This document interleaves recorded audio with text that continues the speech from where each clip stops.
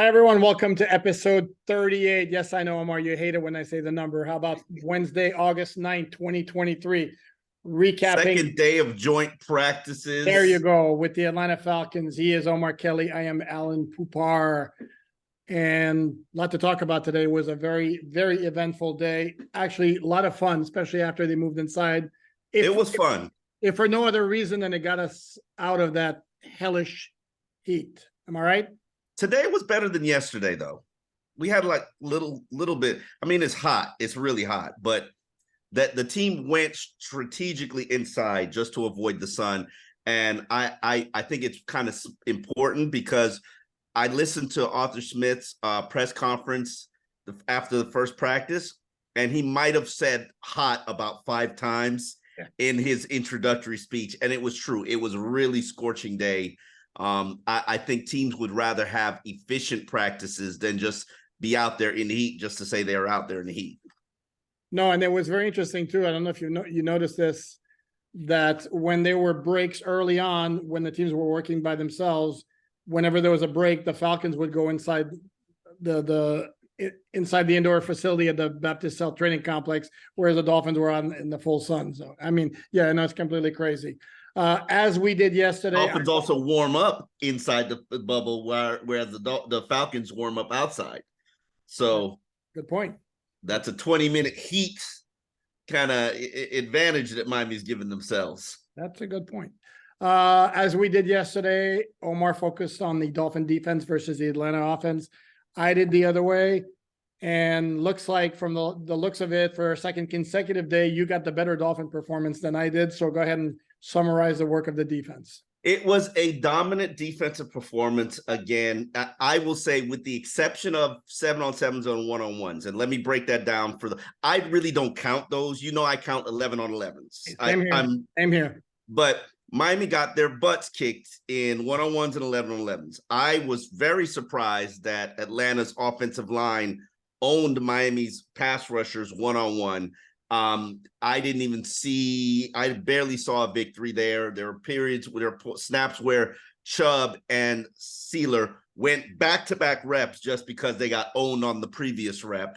If you watch football practices, you know that doesn't happen.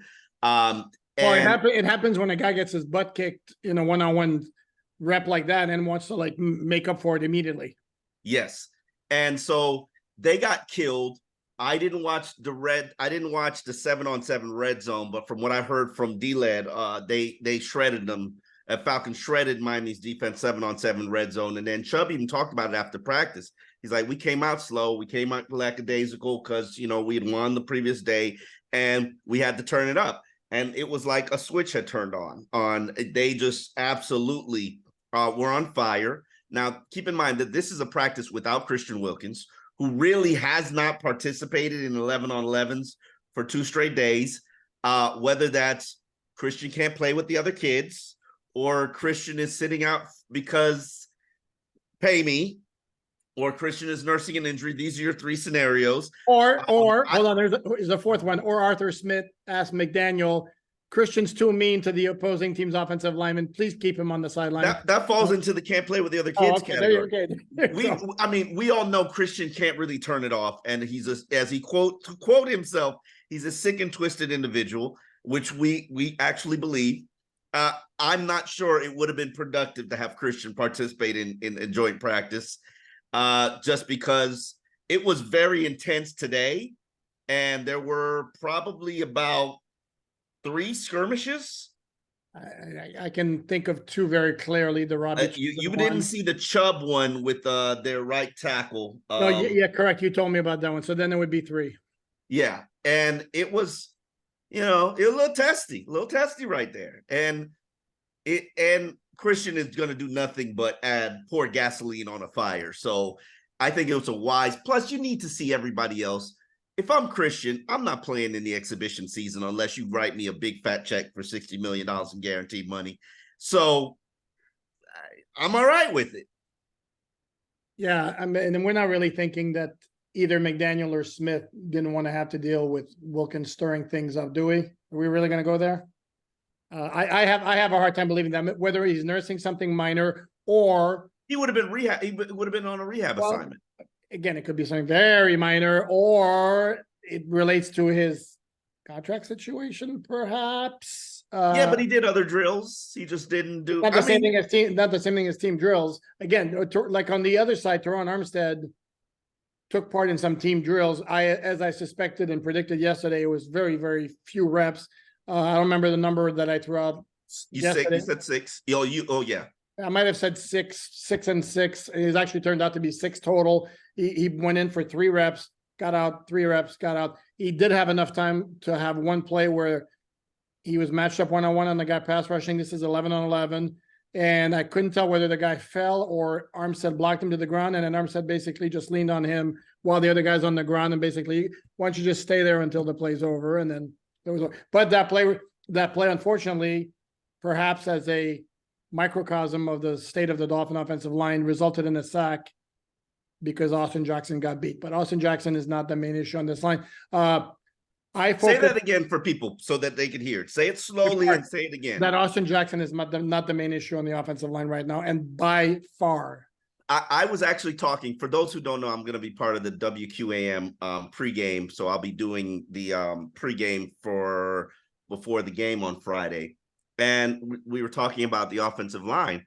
And I said, and hear me out on this, Austin Jackson might be the top performer on the offensive line unit. Think about it. It's not an outlandish statement. You make a lot of those, but that one is not an outlandish statement. I'm just kidding. I make a lot of those. I'm offended. Yeah. Okay. No, I had to think about it. Robert Hunt's taking his L's. Connor Williams is not. Connor Williams has not had a $10 great million. You look like a $7 million player right now. We know what Liam Eichenberg's doing. That much, yeah. Yeah, we know what Liam Eichenberg's doing. Today,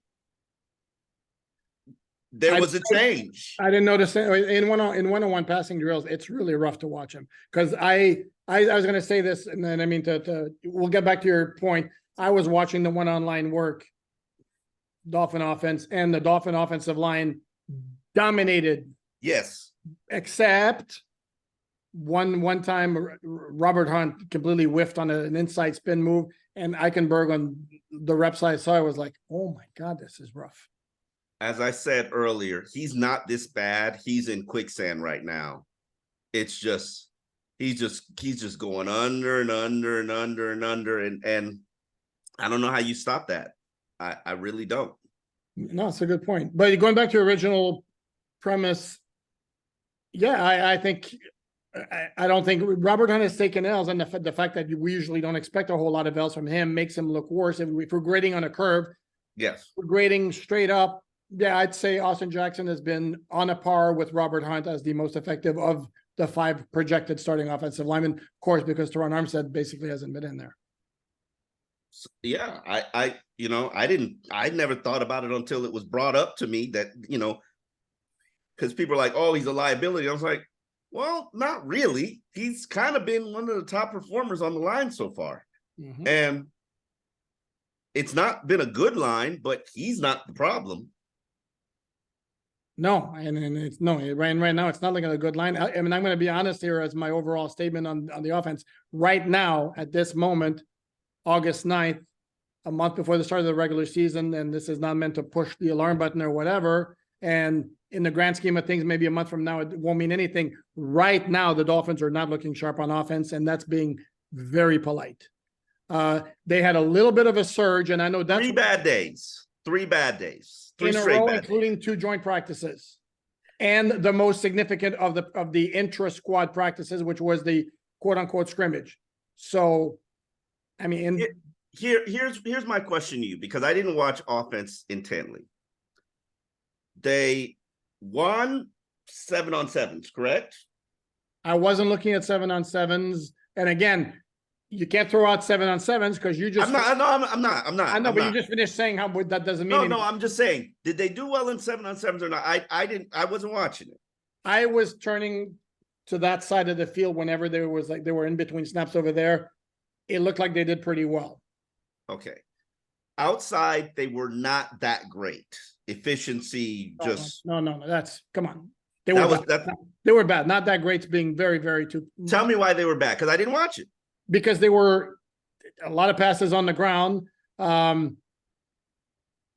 mean, you want some numbers because Give it to me.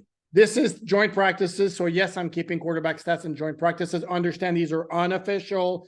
I generally don't keep the yardage because you never know when the guy would really be tackled, as opposed to the coaches stopping the play. Tua completed 5 of 14 passes today. Okay. Under That's any not good. setting, this is an 11 on 11s. Under any setting, that's not good. You saw him on that 2-minute drill at the end of practice where he threw 3 passes. One was in tight coverage. The guy made the play on that pass breakup.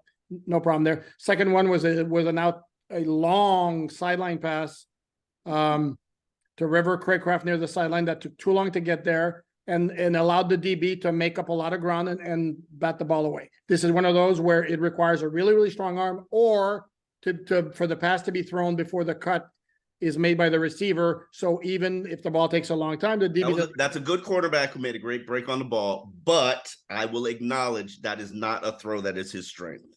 Okay. It's not in the wheelhouse of things he does well. But here's the thing, he can make that throw again if the throw is made early, and that throw was made late. And the foot placement is perfect.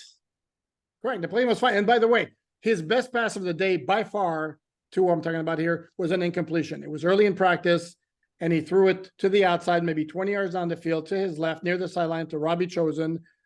It's really, really tight coverage. I mean, he threw a dime, perfect placement, but the coverage was good. And when the ball got there, the DB immediately got his hand in there to knock it away. But that's an incompletion. If there's such a thing as a good incompletion, that was it. That was a perfect throw. And then his last play of the 2-minute drill, he went to throw to Braxton Berrios cutting across the middle, didn't see a deep safety there, and threw right to him.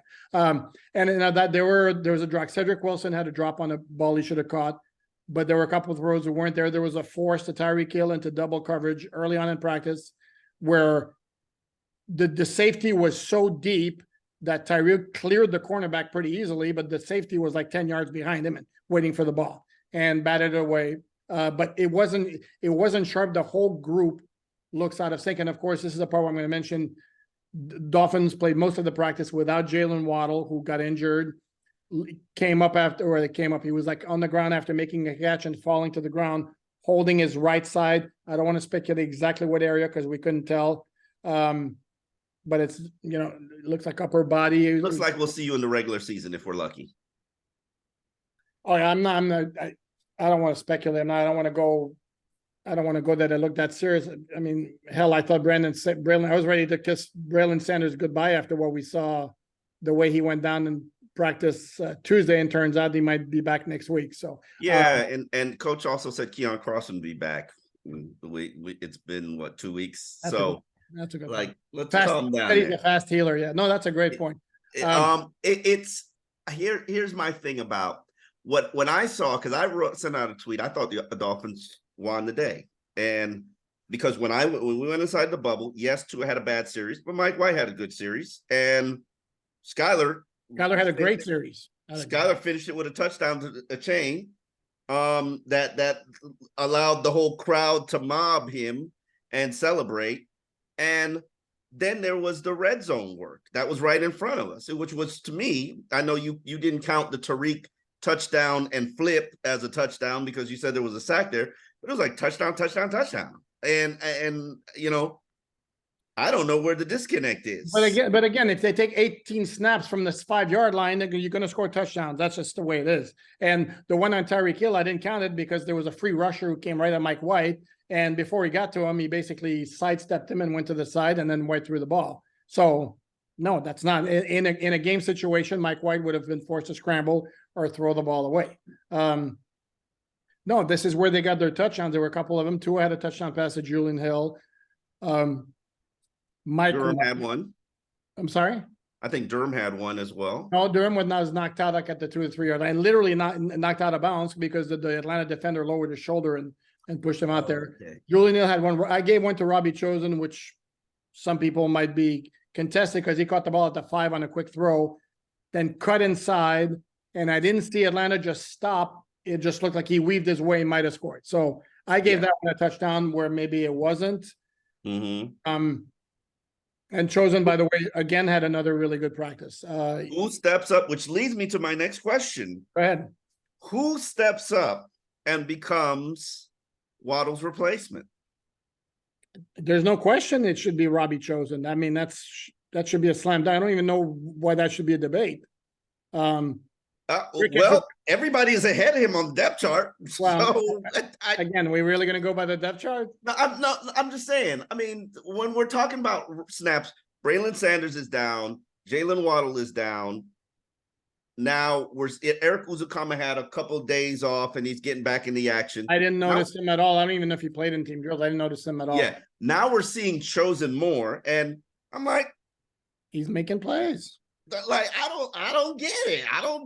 I don't understand. And I expect him to play in the preseason game. If he doesn't play in the preseason game, okay, then I know he's made the team. Spoiler alert, he's made the team. I don't think so. We keep having this debate. I guess I'm overly paranoid. Like, bro, you can't have 5 reps a day for 2 weeks and like think you made. But when you make something happen on the few reps that you have every single solitary time, and you're a proven veteran on a team whose depth at wide receiver may be overstated. It is. Okay. It's not a maybe. Okay. It is. Cedric Wilson, like he's been where's the APB? Well, he dropped a one today. That's a ball that was like right here. You got to catch those. Sorry. It was like kind of like a 15-yard completion. Let it go through his hands. You got to catch those. I mean, again, as a 5th or 6th wide receiver on a roster, he's fine, but and that's where I'm a little in my feelings in this, because I expected him to be competing with Barrios for their number 3 spot. It clearly isn't happening, but we're talking about Chosen. We're about Chosen or about Cedric? Chosen. What? I wouldn't expect anything from Cedric. I was joking. Are you kidding? Yes, I am kidding, actually. So it's been a little puzzling to me what's been going on, which is why I addressed it in the alldolphins.com column. But now that Waddle is down, and now that you lost another flanker in Braylon Sanders, like clearly he should be getting 20 reps a game, 20 reps of practice now. You think? Again, I'm going to make. Wouldn't you be better off spending those reps on Dawood Davis and Chris Coleman, who had 2 catches on Skyler's? Hear me out, on Skyler's 2-minute drill, to see if either of them are worthy to keep on the practice squad, as opposed to Robbie Chosen, whose qualifications very, very well, and who you don't need to see anymore, more than 5 or 6 reps. I'm like, okay, on a day, hold on, time out. Let's continue to have this conversation. Yes, I understand what you're saying. The evaluation process is important for Dawood Davis and Chris Coleman and all these other guys that nobody knows their name. But wouldn't it be important for you to have Tua, who's got a struggling offense, to start developing chemistry with Robbie Chosen? Wouldn't that be what's more of a priority for you? Evaluate no-name guys or developing chemistry? That's a fair point. I just don't get it. And like, I don't know what I got to do to get an answer. Like, write a letter? I don't know. I'm gonna write a letter. Get it notarized to make sure it's official. I don't know. But I still maintain it would be a shock to me if Robbie Chosen was not on the 53-player roster, regardless of injuries. I mean, I just don't get it. Oh, by the way, we should point out, however, tight ends, 2 touchdown catches by my scoring. One for Julian Hill and the other one for Eric Saubert. How about that? Yeah. Dolphin fans, the problems have been solved. The tight ends will be a factor in the passing. I'm kidding. They showed up. Was it the red zone period? Yes, yeah, both of them were in the red zone. Okay. Yeah. They were not 35-yard completions on the field. That's not happening. That is just flat out not happening with this offense. But hey, if they can contribute a touchdown here or there in the red zone, maybe that's all you need from these guys. Again, if the passing game gets back into sync, because right now it looks completely out of sync. Do you think it looks out of sync because of what's happening on the offensive line? Or do you think it's just out of sync? It's out of sync, period. It's not just that. And again, And for anybody who's going to throw out whatever adjective they're going to throw out before, and they're going to say it's August 9th, what's the big deal? Well, I go back to last year at this time, they were doing the joint practices with the Buccaneers, and that passing game was like this. Mm-hmm. Okay. And even Mike McDaniel said they whooped up on the Eagles and they won the Super Bowl. So, well, I don't want to hear about the preseason game against the Eagles when the Eagles literally played nobody and the Dolphins played every starter except for Waddle and Armstead. And I look at the game book; those are the only everybody else played. But then they have the joint practices though. So they had one joint practice. If you remember, one of them was canceled because there was a stomach bug that went around the Dolphin locker room. Yeah. Okay, so it was one practice. I don't remember honestly how that one practice went. I'd have to go back and look at what I wrote on alldolphins.com. Mike McDaniel said they won.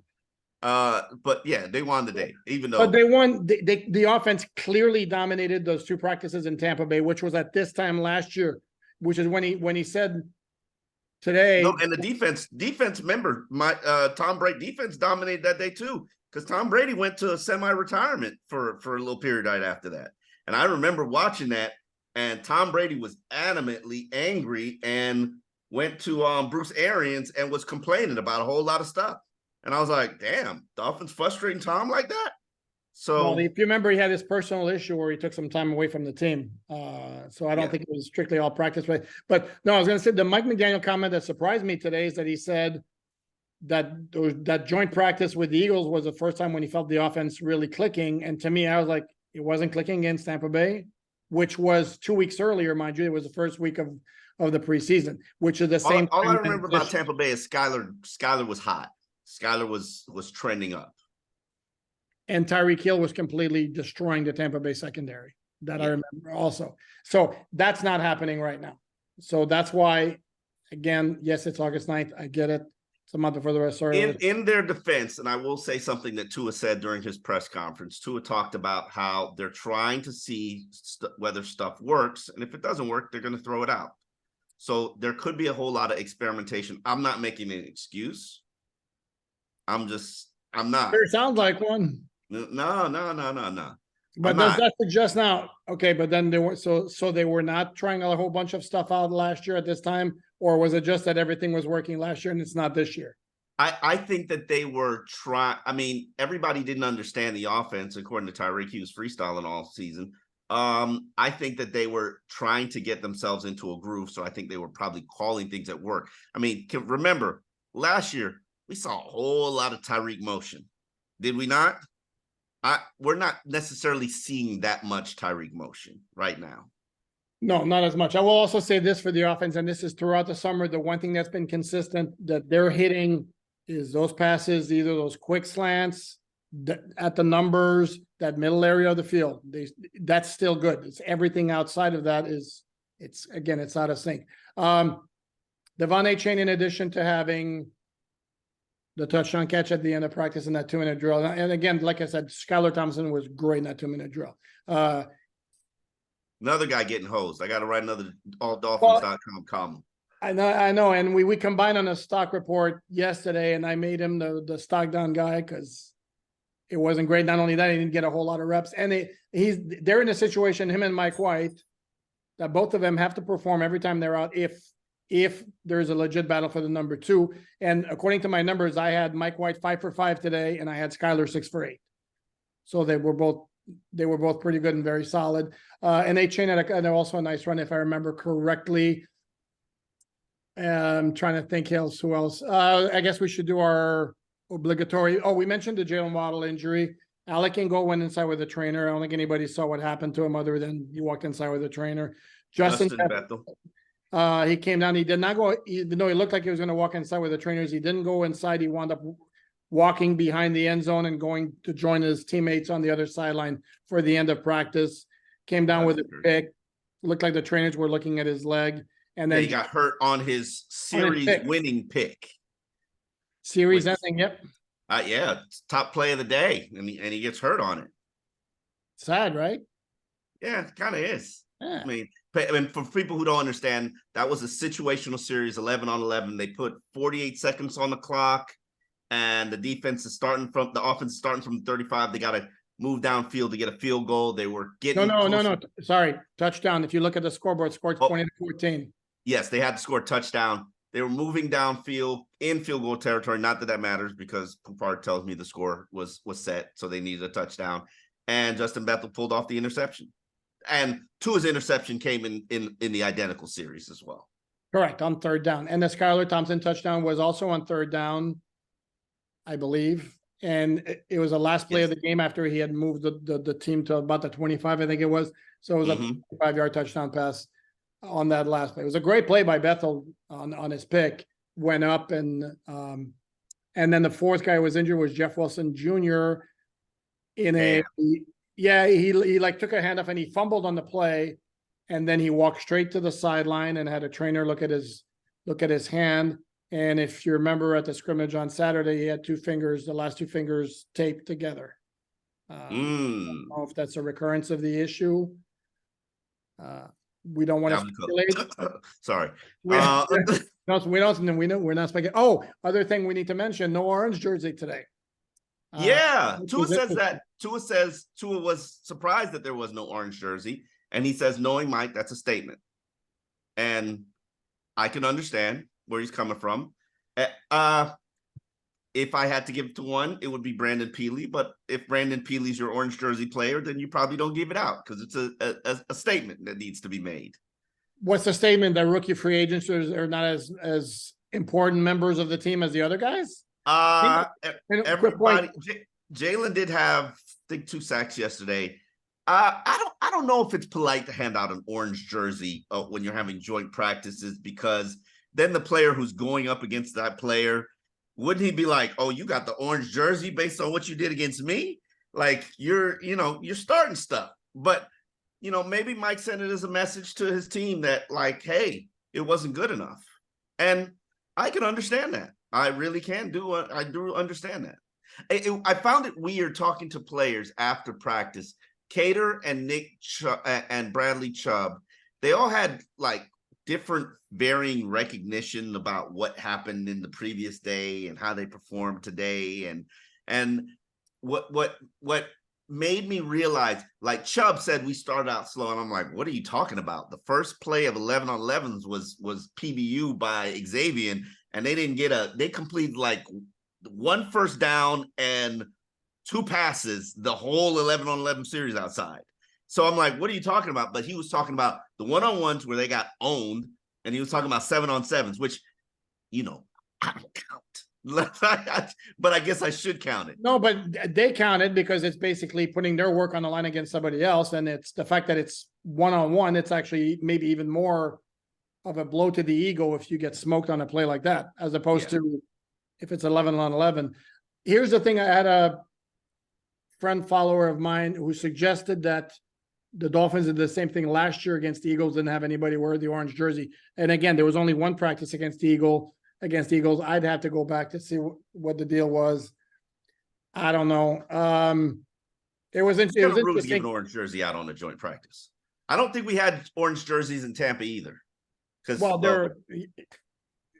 they're on the road there, so that's different. Who knows? They're on the road and they don't control the music. So I mean, maybe the players are like, I don't care about the orange jersey. I don't want to control the music, and they don't get to do that. Should we go ahead and address the Jalen Ramsey back and forth with former NFL team physician David Chow? No, okay, then we won't. For those who don't know, David Chow is a former NFL team physician. He appeared on the I Am Athlete podcast and basically saying he was concerned about Jalen Ramsey being able to be Jalen Ramsey upon his return because of what the demands of a cornerback are on a player who's had a meniscus issue. Very valid claim and concern. And Jalen got kind of in his feelings about it and basically told him to shut up on Twitter. God's in control. Correct. And the truth is, I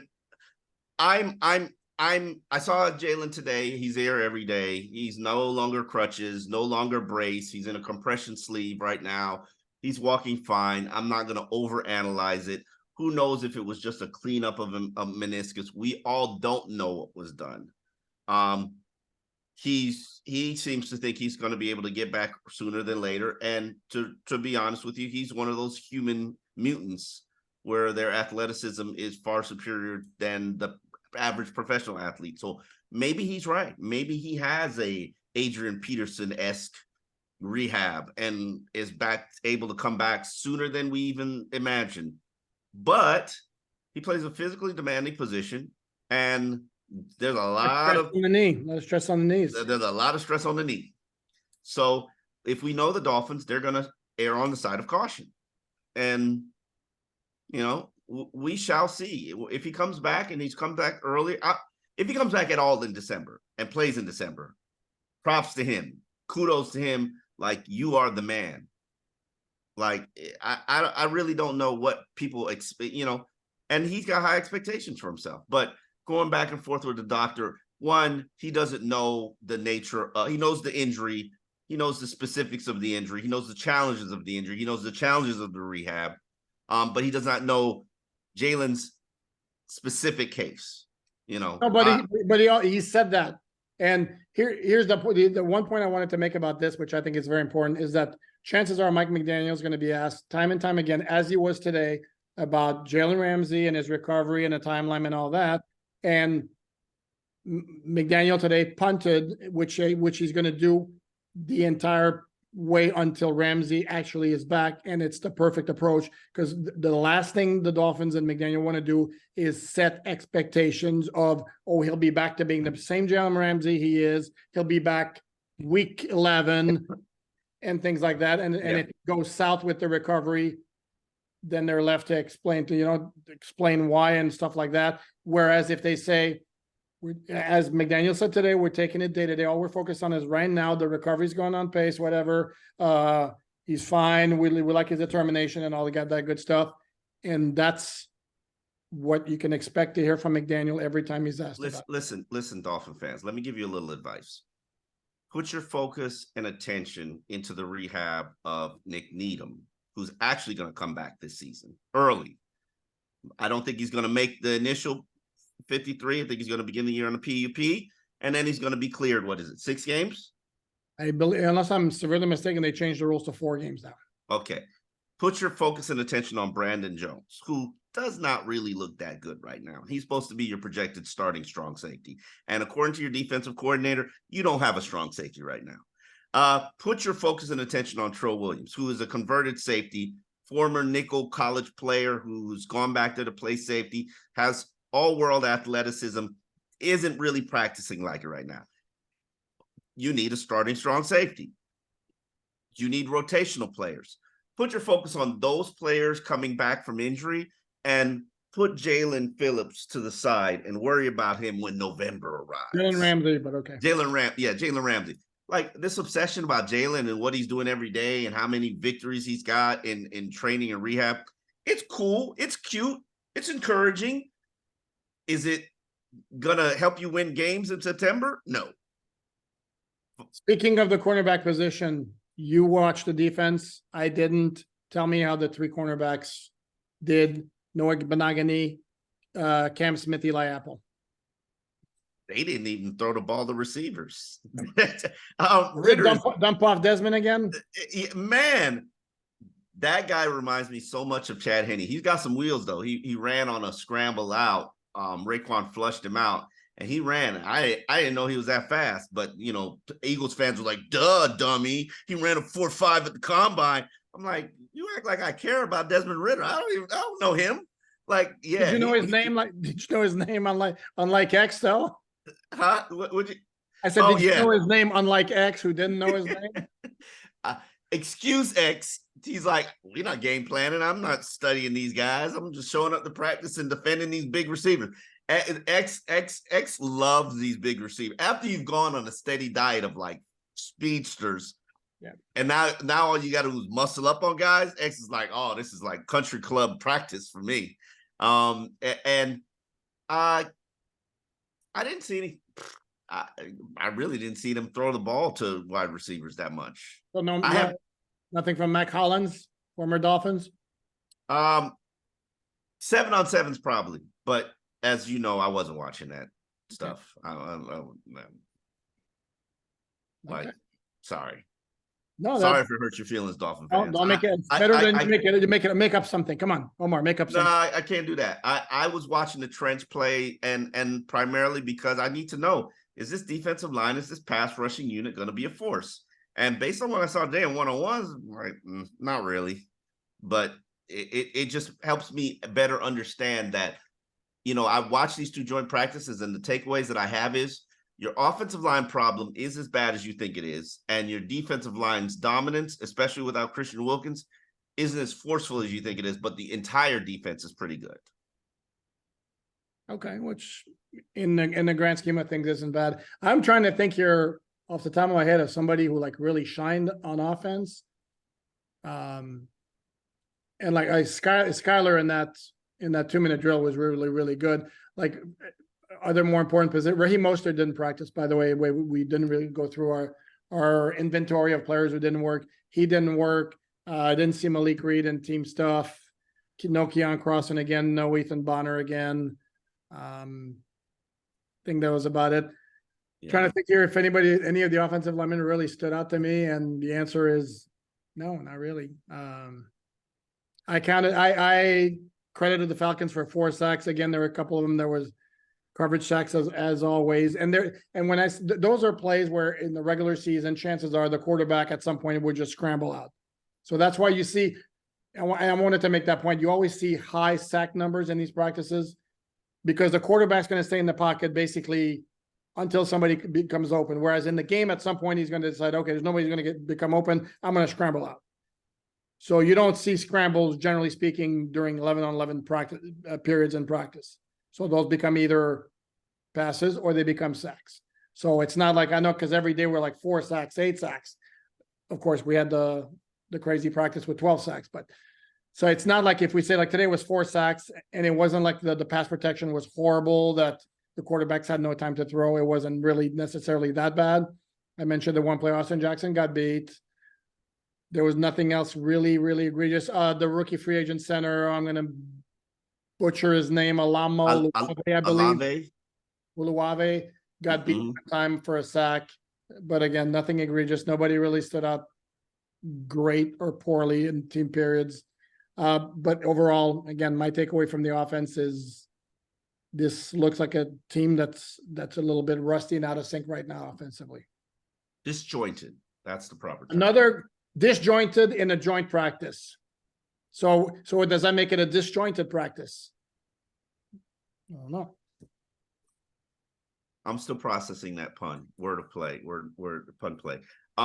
Just an announcement for those who actually follow my work with QAM. I will be hosting the Joe Rowe shows with Joe Rowe, which is going to be probably not my first time, but big for me. Thursday, Friday, Monday, and Tuesday of the next coming week. So the next 4 days. So if you're up in the morning from 6 to 10 a.m. and listening to WQAM, love it. Thank you. Appreciate it. All right. Is that all we got? Housekeeping stuff? Yeah, well, no housekeeping stuff. Like, subscribe, download, share, tell your friends. This is on YouTube all the time, pretty much every day, where you get your podcasts on the Fans First Sports Network under Miami Dolphins Insider. That's all there is now. Omar, have a good one. You too.